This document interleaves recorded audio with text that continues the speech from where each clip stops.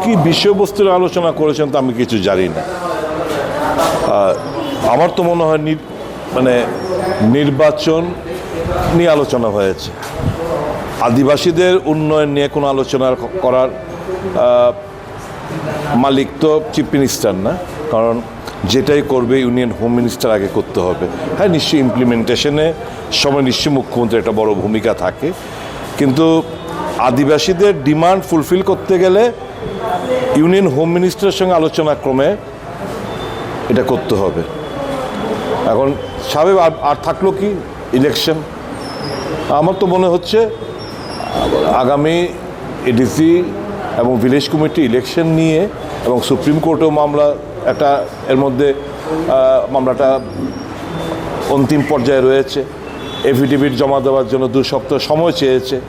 আমার তো মনে হয় ওই এফিডেভিটে কী বয়ান থাকবে সে নিয়ে আলোচনা হয়েছে বলে আমার ব্যক্তিগত ধারণা।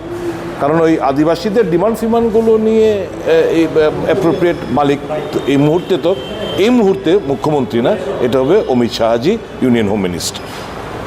নিয়ে আলোচনা মুখ্যমন্ত্রীকে কী করবে?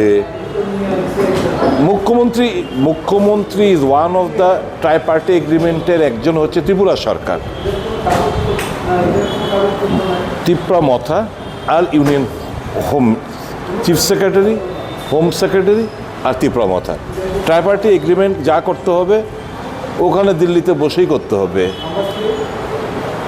তাহলে এখানে তো বসে যদি কেউ বলে যে আমরা ওই এগ্রিমেন্ট নিয়ে আলোচনা করেছি, আমি বলবো এটা সত্যি থেকে অনেক দূরে।